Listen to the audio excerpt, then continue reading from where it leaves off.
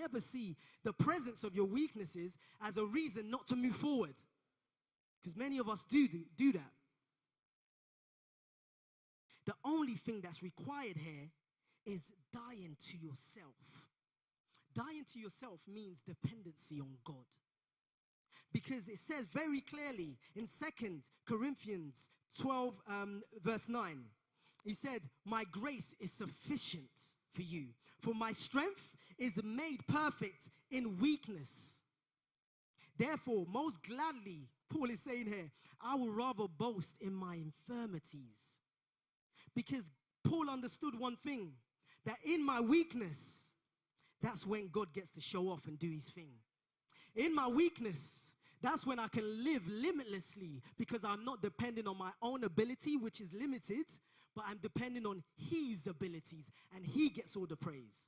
Many of us need to get to a place in our lives where we almost want to be the underdog, because that is normally the sign that God is in operations. We want them to say, hey, did you meet that guy? That guy, Pete? I mean, he didn't seem that smart. How did he do that? I'll tell you how I did it. It's through Christ. Many times, it's also within our insecurities, because do we want to get the praise? Do we want to have it figured out where people say it's because of his ability? When the only finger that should ever be pointed is to God in praise of what he's doing through you. Limitless living is not about your capabilities, but it's about God's capabilities operating through you. Lids or limitation free. The me mindset.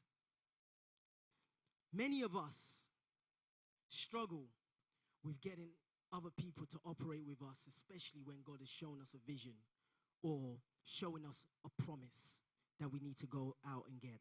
So if Moses found it difficult, I was thinking about this, Moses found this difficult to communicate, how would he have communicated to Aaron? How would he have communicated to Aaron? Aaron would have had to be someone who, number one, was patient, right? And number two, he would have to be someone who just really understood and got Moses as a person. Because let's think about it. If you physically find it hard to, like, express yourself and like I'm doing right now, say certain things that's on your mind or on your heart, how would someone who's with you be able to interpret that and say in a powerful way that still makes an impact? Many of us need people in our lives, and we need to pray for people in our lives who would be like Aaron, who can interpret what God is doing in you and through you and support and sponsor that. Because Aaron had a certain key and Moses did not. And many of us who have the me mentality act like, yes, eagles fly alone. But guess what? I did some more research, guys. Eagles do normally fly alone, but they normally have mates for life. And they do also fly with other eagles, especially when it's time to look for food. So you need to find, and I pray that God will help you find your sponsor, someone who will get you and be for you because of you and who you are. Do you ever have someone who, even before you speak, they get you? They can say something without you finishing your sentence. It's fine, I got it. It's people that you should be able to call and talk to and not even talk. Just be in the presence of, and it's fine, and they get it, and they receive it. Because sometimes, when we are on this journey of life, we just need to have people around us that we're not performing anything for. You're just being. Limitation and lids, number 4. The mindset of ease. Not wanting any opposition. We want that promise, but we don't want the wahala. We don't want the stress that comes with it. To whom much is given. So in Exodus 13:17, when Pharaoh let the people go, God did not lead them on the road through the Philistine country, though that was the shortest, like I said, roughly about 11 days. For God said, he told the reason, If they face war, they might change their minds. There's some things that God will make you go the long way because he's seeing that you're not ready yet. So, we see there that moving forward in Numbers 13:26, these same people that went to spy, they came back to Moses and Aaron and the whole Israelite community, and they reported back to him. And this is what they reported. We went to the land to which you sent us, and it does flow with milk and honey. We did see the promise.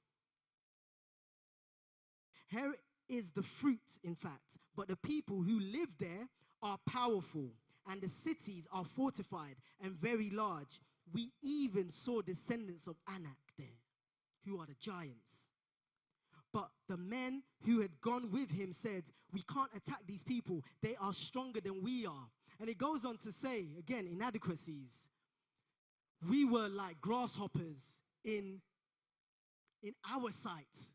It actually did not say in their sight. They said, we seemed like grasshoppers in our own eyes. They're revealing what's in their mindset here. That they saw themselves as small. Now, many of us go through this in life where we're expecting, like I said, these promises without these oppositions. We're expecting the promotions without the price to pay for it. But we need to have a certain grit about us in our attitude and our mindset to life that we know that anything that is genuinely worth getting usually has a battle that goes with it. And you need to be prepared for that battle, knowing that you're not the one fighting everything, that God, if God be for you, who can be against you? Lid number 5, because of time. The mindset of settling.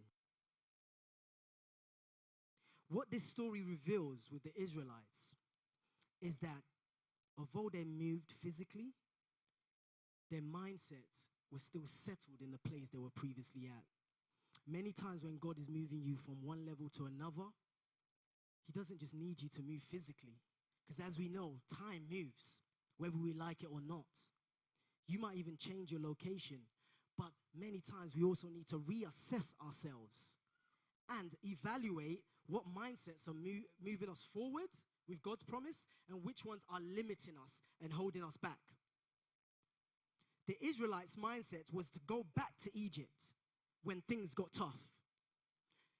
Watch and be very careful what you go back to when the pressure is on.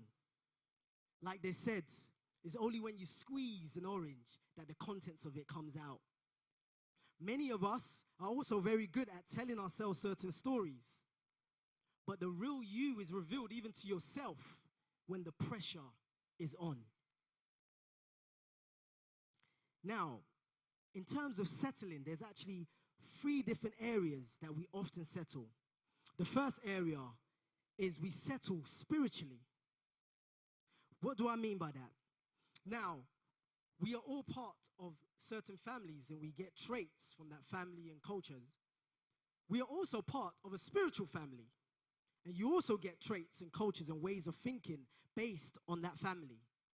Now, many of us settle because we often hear about one part of what Christ has done, but not the implications and the other parts of it. What do I mean by that? Many of us settle because we hear about the story of salvation, but not about Christ actually wanting us to have abundance of life. Many of us settle because we hear about God's vengeance and God's need for justice, but not hear about God's grace and his mercy and his favor going before you. So when it comes to settling, we need to have a desire to see the whole picture and cause us not to settle in what we see in front of us. The second area of settling is to do with relationships. Friendships, for example, are beautiful things. However, some of us, due to our own insecurities, seem to sometimes not seem to get to merge and get to know people in depth. People who are meant to be valuable also to us and we're meant to be valuable too. Many of us is the opposite. We are so busy with other things that we're not even letting the right people in. Many of us, it's a matter of your past histories, and like I said, traumas impacting your current relationships. We need to analyze and take these points, because when you settle for less than the beautiful relationships that God has built, you also limit yourself and the person you're meant to be a blessing to. If it was not for Aaron being able to connect with Moses, where would Moses have been? The second, and I wish we had more time, and I'm sure this is us is going to go into this more detail later on, is to do with relationships, to do with finding a mate or a partner. Unfortunately, the world, external factors, are creating lids when it comes to people's mentality and thoughts about what a relationship is, what marriage looks like, and also it gives you an identity that is most of the times incorrect. Because when you spend most of your days watching certain programs where you see a woman disrespecting a man and a man disrespecting a woman, why would anyone want to run to get married? And that's why it's so important that, especially within the church and within the home, there's a picture, a true picture, not the settling picture, a true picture of beautiful marriages, because they are beautiful marriages. And it's not just for us, but it's for the next generation to see, so it's passed on to them. And they're not running away from marriage, they're running towards it because they see it as a beautiful thing. If you have time, read the Songs of Solomon. It's an interesting book. But it talks about the maturity of love within a marriage. Many of us think marriage is something that we just put up with. I'm sure this is a famous saying of Pastor Moish, not enduring it. We're meant to enjoy it. And as time goes on, many of our young ones have a view of marriage that it only diminishes. When really the picture should be that, wow, these people seem to be loving each other more and more. Maybe differently, but more and more each day. It's growing. Seems fun. I want to do that. But unfortunately, if the eyes are in different places and you're looking at pictures from the world, it skews marriage. We don't see a lot of young people running away from sex before marriage. Ouch. You can't even watch a commercial to do with perfume. I don't understand. Without seeing it's promoted as and it is a great thing in the right context as God has put it. But what that does is it sells an image to you that is not right and creates a mentality that is not right. And if you end up getting married in that wrong mentality, it starts with faulty foundations. So for the young ones, before you get married, check your mindset of yourself and of what marriage is, and make sure that aligns with God's word. Many of us do it the other way. We check those checklists based on the world. Then guess what? When we run into trouble, what do? Pastor, please, can I see you tomorrow at...